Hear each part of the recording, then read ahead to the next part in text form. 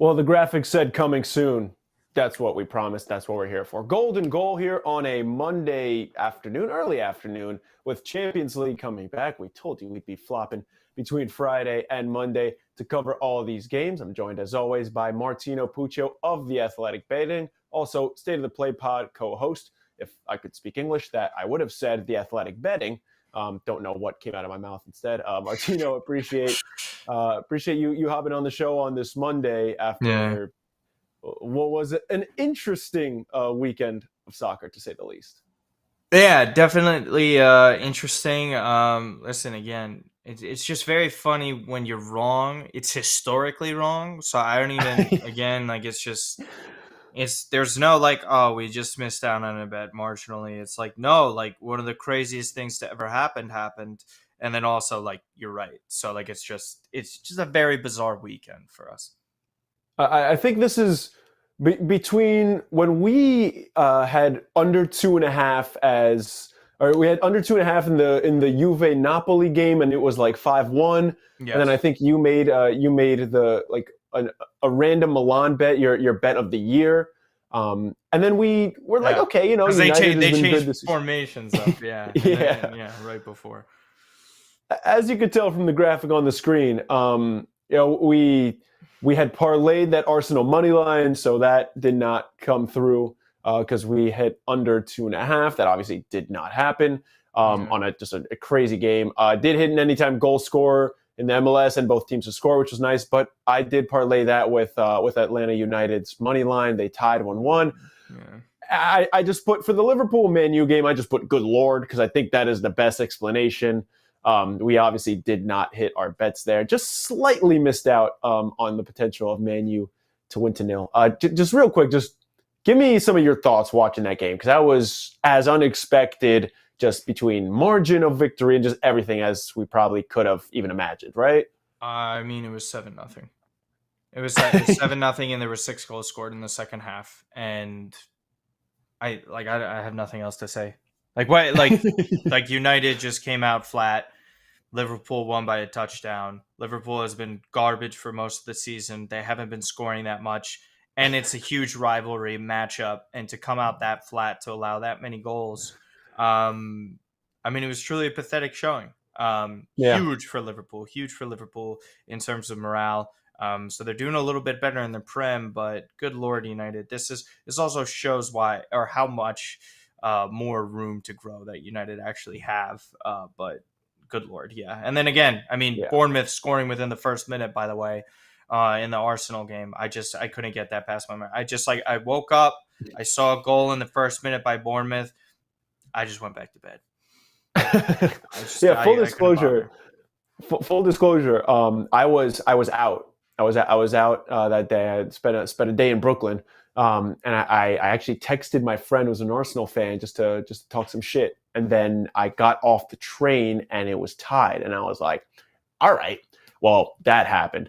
I guess. So that is certainly a thing that can happen. I think I saw Salah has gotten yellows for taking his shirt off against United twice than United has scored against Liverpool at Anfield in the last 4 years, which is bizarre. I might just be pulling that out of my ass, but regardless, I saw that somewhere. Let's get into the games we have for the next couple of days, though. 4 Champions League matches, the second leg of the round of 16. Let's start with Dortmund and Chelsea. When the quote comes up on your screen, you will see something that Martino texted me this morning. This is bleeping miserable. I think there are a couple other words I could put there. This Chelsea team, along with Liverpool, have been some of the least fun teams to bet on just because you have no idea what to expect. But we have a job to do. So tell me what to expect in this game. Again, listen, tight score line that we had from there. There was opportunities for quite a few goals. As we know, Chelsea this season, this is why I'm saying it's so miserable, is because I hate betting on them. I hate talking about it, but we have no choice. Listen, the potential for both teams to score is obviously there. I agree with this. And again, when you're in the second leg now, it's totally different approach as to how you used to bet. And even without the away goal difference at this point, games are definitely more open in the past as opposed to now, because now you just take your one and ride it out into extra time if you could. With this, Chelsea are just not the type of finishing team that you want to rely upon when it goes into terms of team totals or even overall totals. I think both teams to score, maybe if you're just asking for one, they're at home at the very least. There's a high intensity to this. Dortmund is shaky at times on defense, but they also create a lot. If anything, maybe you could look at Dortmund with team totals again, try and look for some of those overs. But for me, I have zero confidence in any time I'm placing this at this point, because the most confident bet I had with Chelsea was when they hit the post 3 times and there was a goal line clearance in the first leg of this matchup. Maybe I'm overthinking it. Maybe I'm going to be wrong, and there's a Chelsea 3-0 win with the way things are going. But I would say here the most reliable thing that you could go with at this point is Dortmund scoring in this, because they've been incredibly hot in all competitions. They played well last game again against Chelsea. And listen, to still advance, for them to advance was at plus money. We'll see how that goes. And again, there's always the live betting within this. If Dortmund it's a 1-1 game at that point in time, there's always something to look at. Or even if you like Chelsea, pre-match it with this, because you like to ride out with home teams in this competition. But yeah, overall, this is such a tough read for me. I think this one's just miserable. I hate it. I hate it so much. You did say it was bleeping miserable, so I believe you. I see this being 1-1. If you ask me to make a prediction with my brain. Unfortunately, games like this don't usually tend to lend themselves to using your brain for these sorts of predictions. I think both teams do end up getting on the score sheet and scoring here. So I have a couple of different options for you. Under 2.5, I think, does have a better chance than we think of coming through. And that is a risky bet for the second leg, like you mentioned, because teams get a little more desperate. And it's a little different now that the away goal isn't worth double. But it is a little riskier. So if you do want to take it, I think I like this option a little better. Both teams to score and under 3.5, you can get that at plus 142.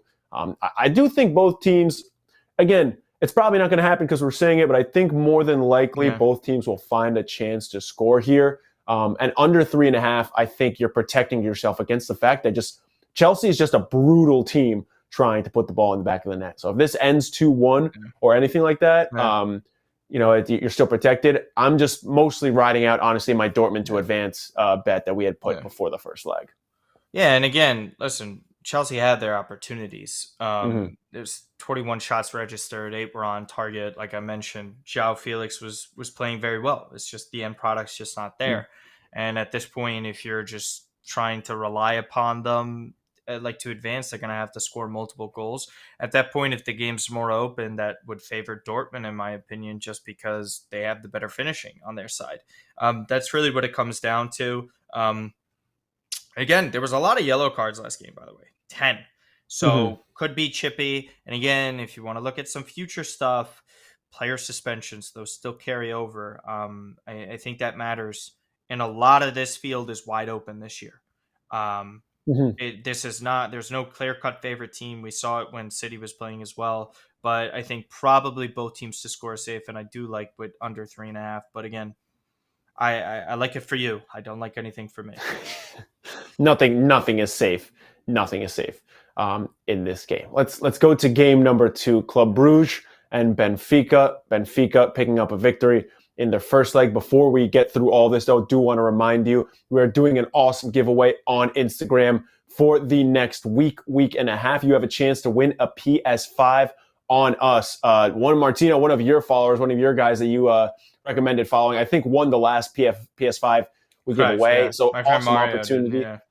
There you go. It's the inside scoop is in. So if you watch this episode, you automatically win it. I'm kidding. That's obviously not true. But you do have a chance to win a PS5. All you have to do is follow us on Instagram and like the post and tag a friend if you want to maybe spread the word. So again, a PS5 and an NCAA basketball jersey is on the line just for following on Instagram. But let's get to this game right now. Benfica is the stronger squad in this one. They are heavily favored. You can get Club Brugge at plus 700. I don't know if we're getting that bold on this episode, but this is a Club Brugge team that needs a couple of goals. They lost 2-0 last game. Tell me which way you're leaning. Yeah, again, a team that is desperate, that lost at home, has to play an open game. And with an open game comes goals. But also at the same time, I don't think Brugge have the firepower and ability to win with that. Again, even if they do score first, they're still going to keep on going and they're going to be exposed. Benfica has the capability of scoring those goals. I just trust them more at home. Over 1.5. This is just even a super safe one that you're just asking for 2 goals with a team that has to score in Club Brugge. So again, that's at minus 138. If you want to just push it a little bit higher to over 2.5, you can really find some value there. It gets you into the plus number, especially if you believe that Bruges is going to put their foot on the gas with this. Because again, 2-goal margin, they can't rely on these away goals again. They are a better defensive side than anything, but to go into Portugal to take care of business there while also having to score multiple goals does not bode well for them. And again, Benfica highly likely to advance to the next round. And again, so just for me, it's just the money line. Over 1.5 is the safest.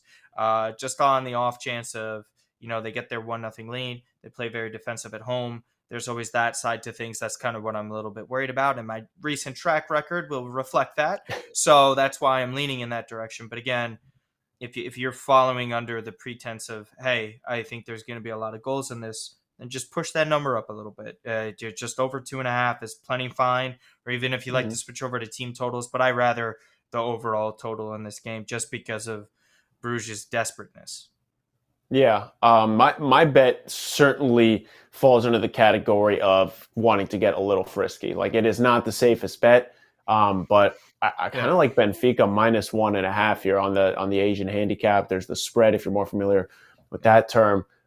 Just the being able to get what is clearly the better team. Like, Bruges is decent defensively. They're good defensively, but not in their showing against Benfica. Like, they had some lapses on that back line. And again, these are things you have to take into mind because you can go either way on leg number 2 here. You could say, Benfica can sit back a little bit if they score an early goal here. So if you want to, be a little more comfortable, I think your angle is definitely a much safer bet.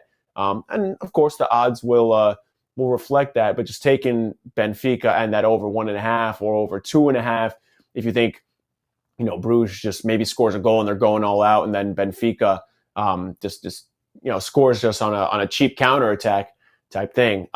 Just when you have a side that is just so much more favored than the other one, you obviously can't take a team to advance because you'll get them at like minus 500. I think even Bayern by themselves is minus 525 to advance, and they only won 1-0 last game. They're playing PSG. So I think this is just a game that I can see being open and leading to a lot more goals. If you don't want to take as much of a risk, you can take, Benfica team total over 1.5 because this could be a 3-2 game, a 2-1 game, for example. But in a team that has a 2-goal cushion as a better team, I'm going to I'll take a little risk here and I'll go Benfica minus 1.5 on the spread. No arguments for me on this. It's just really just Bruges is just out of all the teams now that are down in all the matchups, probably besides Frankfurt because of their situation with Kolomuani being suspended. I think Bruges is just in the worst spot out of anybody, and the bets are reflective of that. Oh, Porto's got a sigh of relief there because you came at them a little bit. Not came at them. You gave them some hope. Last time we talked about that. But that's for next week. Let's get to PSG and Bayern. Should be the best match of the 4. We do have no Neymar, though. Hurt his ankle again. Unfortunately, Bayern won 1-0. Yeah, as he has dealt with those ankle injuries through his career and just lower leg injuries in general. Remember, he twisted it up pretty bad in the World Cup. It's just a bummer to see it happen again. But it certainly changes the complexity of this game. And the Mbappe-Messi combination has just been absolutely deadly the last couple of weeks. But Bayern did win 1-0, even though I think it was Pavard who ended up getting that red card late in the game. Yeah. Backs against the wall here. PSG knows they need to win here. Tell me where you're going. Don't want to pick a winner. You're going into Germany. Bayern comfortably controlled that game. Mbappe obviously coming off the bench for that one was the difference maker. Just the offside goal was very marginal. You lose Neymar now, so that massive threat is not on the pitch. I just like actually Mbappe to score anytime. I think he's just been Mm. absolutely money. He's been on fire. They're going to have to keep pushing and pressing for this. It's not looking good for them at all. And honestly, at this point, the only way PSG advance to this next round is if two of the best players in the world are the difference. So either if it's Messi, you want to do anytime assist or goal scorer, or Kylian Mbappe. For me, I think just Mbappe at the European level right now, and it's no disrespect to Messi. It's just, I think he's the guy that's been turning it up for PSG this season, and it's been reflective of that. Also, the goalkeeping situation at PSG is abysmal. Gianluigi Donnarumma has been straight hot garbage. If you've seen any of it, the goal that he allowed over the weekend was just completely horrendous. Positioning is off. Confidence is at an all-time low. You get beat near post where it looks like That was your brutal. controller disconnected in FIFA with your goalkeeper. That's what he's been like. That's how he's been playing. You can't have that. And there's no substitute with Keylor Navas now. He's in the Premier League. He's at Nottingham Forest. So there isn't anybody that you could hope could change the tide for them there. The defense is shaky. You're in Germany. You're in Bayern. This is just, it's a mess. If you escape it, it's because Bayern's missing chances. It's because Kylian Mbappe or Messi takes over. That's it. That's really it. And again, with the futures, I mean, there's no Neymar for this. So even if PSG does advance, like it's a miracle run to win the tournament. So even if you had PSG future tickets, it's a mess right now. Mm. Bayern drastically going to be shifting if they advance to the next round in this as well. Still don't love them overall, but they're, considering what the field's like this year, they're probably one of the more consistent teams that you could bet on.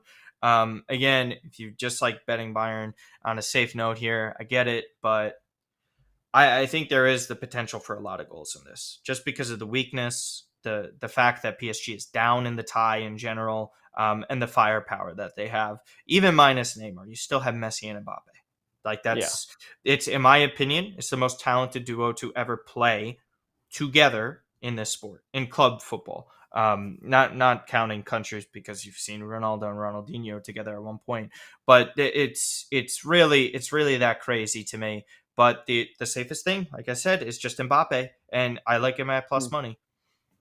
Yeah, it's what do we usually say on the show? If you're a sucker, then it's so be it.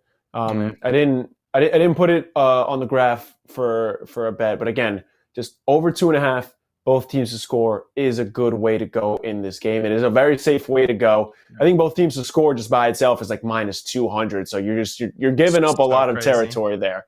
Um, People are expecting it to happen, and for good reason. Look at the two teams we have going. The 2.5 scares me a little bit. I do think somehow Bayern finds a way to hunker down a little bit, even if they tie 1-1. Again, Bayern they have a 1 goal advantage here, Yeah. so a tie or a win sends them through. I do like both teams to score and Bayern to advance here, just because just protecting against the possibility of that tie, protecting against, maybe if it's like a 3-2 match or something like that. Yeah. Bayern to advance by itself, I think minus 525. Again, both teams to score is a low number to get at by itself. I think something like Bayern has not been eliminated in the Champions League after losing the first round, after winning the first leg. I beg your pardon. Have not been eliminated after winning the first leg since like 2010. Like, this is just a team that has been there before. They have experience. If they get to that position, they are not losing. So I am backing Bayern there. But again, Mm-hmm. with so much up to question, I'm not confident enough to say that it's going to be over 2.5. I can see that 1-1 tie happening, especially in these second legs. Again, a lot more up to Yeah. chance than just the outcome of the game. Let's move to game number 4. Last one we're going to cover. It's Spurs and Milan. Got that first game wrong. This was a rough time for Milan at the time. Both teams were missing their starting goalies. It didn't look like it was going to be pretty. It was really the whole theme of that first leg. We thought we were going to see a lot of goals in every game, and all of them went under, essentially. Milan getting a lot healthier now. Yeah. You had originally picked Spurs to advance. Yeah. Looking a little dicey now, but tell me if you're backing your boys here. Listen, there are a couple of things with this, right? So Eric Dyer's suspension, obviously Spurs are going to be weaker on the defensive side of things. Hugo Lloris isn't going to be playing in there. We knew this. I think Spurs were very, very fortunate in the first leg. Should have been 3-0. They should have been smacked. We should be returning to London at this point with Spurs in complete desperation. They've been playing better when Son is not on the pitch, so it's going to be interesting to see what kind of decision is made on him. But again, for Milan, it depends if Brahim Diaz is playing as well. That's still a question mark. Then De Ketelaere would shift back in there, but they return Fikayo Tomori, Ismail Benacer, and Mike Maignan. Mike Maignan looks like he hasn't missed a beat since he's returned. This is an incredible upgrade at goalkeeper. Honestly, he's the top 5 goalkeeper in the world when he's healthy. So that's how big of a difference it is. Benacer, they look shaky over the weekend. To me, that loss was poor, but a stupid penalty from Tomori is all the difference in that. And really the overall, and there was no Rafael Leao. So that's a very important thing to take note in if you were looking at that fixture over the weekend. He's the best player in this tie, in my opinion, outside of Harry Kane. I can understand. I respect him with that, even though he's a chump when it comes to knockout stage football. But that's besides the point. It's just true. The guy never had a shot on target in a final, and he's played in multiple finals in his career. He's just an absolute loser when it comes down to it. So just really not even going to have a debate about that one. But at the same time, this is only 1-0 tie at the moment. Spurs are at home. They do have players who could put the ball in the back of the net. We're nothing incredible in Milan. So it's not like this lead is overly safe. This is the first time we've been in a spot to advance to the quarterfinals since we beat Arsenal all the way back in 2012. So it's been a very, very long time. And for me, I just like the over 2.5 in this. I really do. I think this is going to be more of an open game. There's defensive players missing for Spurs. And again, I think Milan know at the same time, 1-0 is not safe. You go on the road with that. You have to have more substance. And Zlatan has been back in. He's been getting some minutes. Maybe he's a difference maker with this. I think there's different ways to look at it. Antonio Conte still has a good record against them. But I believe as a manager, he has never gone to the quarterfinals of the Champions League. This would be a first for him. I just don't love it. And Spurs in general, there's still that opportunity to advance. I even think if this one is 0-0 at halftime, Spurs are worth a bet. This one could go either way. I think this is the toughest out of all the 4 matchups that we discussed today, because 1-0 lead ain't that safe, but we'll see how Spurs handle with the pressure. They're that type of team that would come back and win this one, and the whole entire fan base is just going to clamor over it, and then they'll get smacked in the quarterfinals. And it's just it looks like Nottingham Forest next week. Yeah, listen, Spurs are Spurs, so we'll see what happens. Milan's still a very young team, so we have to see if they're capable of coming out in this moment and going to England and winning. That is something that they have not done in a while. They have to prove that. We'll see what happens, though. But over 2.5 at even money is the main one that I like. I'm not super confident. I'm not confident enough to call the over 2.5. My bet. I was leaning towards under 3.5, honestly, because that's statistically that's where you would lean. But then I see you go over 2.5, and I'm like, okay, never mind. I'm not touching this. Like I'm not questioning Martino when it comes to betting on his own team. And I know what you're going to say. But I agree. This is a really tough one to try to predict for that reason, because you have just like a historically choking team, and you have a team with Milan that has picked it up recently, despite the recent loss. Yeah. But still, it just has not been consistent enough for long enough to really keep believing. Like this was a shock when they won 1-0 last month. So I'm going a little safer. You can go Milan or draw. And over 1.5 total goals. You get that at plus 148. That's a really nice number for that. 2 things that, yeah, of course. that's a nice number that you can get for something that you can very easily see playing out there. And I chose the over 1.5. Instead of both teams to score, because again, just when you come to 2 teams that you don't trust a lot, and you have that 1-0 advantage going into leg 2 and this desperation, things like that, I'd rather take the over 1.5 if it's going to be in that 2-legger parlay instead of both teams to score. Yeah. But again, don't trust either one of these teams. It is dicey, but I also don't really want to bet against you. So that's why I'm going Milan draw plus over 1.5 at plus 148. Exactly. And that's why I was saying thank you right there. I really respect it. Again, there's just There's so many different things, and also different stuff open up again. I just want to talk about futures just really quick because I think they Mhm. matter. It is a wide open tournament. It's a wide open Yeah, tournament. I even think if you're looking at Milan, if you look at Dortmund, even if Chelsea were to advance or whatever PSG Bayern does, good Benfica, lord. these teams have legitimate paths to semifinals because there is a good chance that they end up matching up. We could see an all Italian quarterfinal. Again, Napoli. If out of all the teams with the longest odds, I've said this, they were plus Mm. 1,000 just to win the tournament. They went down to 700. They can even move further, and I know they're not playing this week, but just the sheer possibility of what they're capable of doing is still very real.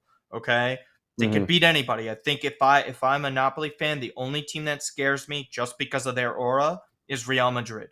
But Napoli can Yeah, beat anyone in this tournament. They really can. I think again that's just worth a look on a future ticket if you really like that dark horse stuff. If you like the long odds, because some people are they always complain. They do it on the athletic sites. They're like, yeah, but where's the long odds for like the crazy dark horses? It's like just because you can bet on them doesn't mean you should, and doesn't mean that will happen. Okay, like that's just I'm sorry. Like I'm not gonna just take a dark horse underdog just because just you to do want to one. hit a big payout. That's not the way it always works. Like I'm Mm. sorry. How many times do you see parity in this competition? Mm. Even if Real Madrid won last year, they're still Real Madrid. They still had most of that core outside of Cristiano Ronaldo. So like it's not on paper in hindsight, we look back on it and we're like, okay, yeah. And they also had the greatest Champions League manager of all time in Carlo Ancelotti. So like where are we going with this? So Yeah, the likelihood of that is unlikely, except for this year. This year is just wide open. There isn't a clear cut team that's dominant. The favorite is in second place in the Premier League, likely to not win it. They haven't yeah, even looked that great in this competition. Real Madrid did great. They've done great, but then you see what they do sometimes over the weekend, and you're like, okay, well, I don't really know what to yeah. take from that. But they scored 5 at Anfield, which is just bizarre. There's just so much potential, and there's so many different paths that you could rely upon. Again, like even Inter can go to a semifinal. Porto can come back. They have the return leg in Portugal, and I know I'm looking ahead to next week, but things Mm. change significantly within a week's time. We've seen it time and time again. So that's just my opinion on the futures front. But just don't be shocked. And BetMGM is usually the place that has those odds stacked up, and it also depends on states because New York's. Listen, I love my state, I really do, but sometimes I hate some of the options we got. I was just in Connecticut over the weekend. There's so much more cool stuff that you could bet on. So shout out to you guys in CT and even New Jersey on the same extent if we're talking Northeast. I'll take that If one. you have these options, use them because there's a lot that you could benefit from. And again, these markets are crazy. We say it all the time. Goal scoring markets, look at it. And just really quick, one more thing. I'm sorry. Kylian Mbappe brace is also not audacious. Um, Hmm. for Wednesday. So if again you want to look at something like that, definitely. And then top goal scorers as well. I mean, we're really looking at it. Erling Haaland's the favorite at plus 150. They could be eliminated. Okay.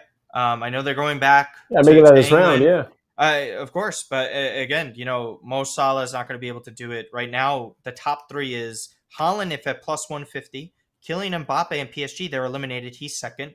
Vinny Jr. is a winger at the same time. How many goals is he truly going to score? Is he going to score more than Haaland at that point? Probably not. So if you want to take a historically great goal scoring season, Erling Haaland is at plus 150 for now. So I'm just saying that Mm. because it's going to change again if PSG are eliminated this week. So just Mhm. things to look at. Yeah, not exactly, again, rocket science here, but if you're looking at futures, look at who you think is going to make the deepest run, and then also how their schedule and standings are matching up. Because again, unlike any other season and unlike any other, sport, you finish your season, then you play your tournament. Here, you are playing the tournament while your season is going on. City is in the thick of that race. Yep. Regardless of how good they have or haven't looked, they're still in that race. Napoli well out ahead. Same deal with a team like Benfica. Like they are going to win their league. Yeah. Those are teams you want to target because they will be the freshest as well. Martino, I will talk to you next week. Champions League coming back, so same time, same place. Leg 2 coming up. We'll talk some City next week as well. Appreciate it, and I'll talk to you soon. Hoping we're in the quarterfinals. God bless.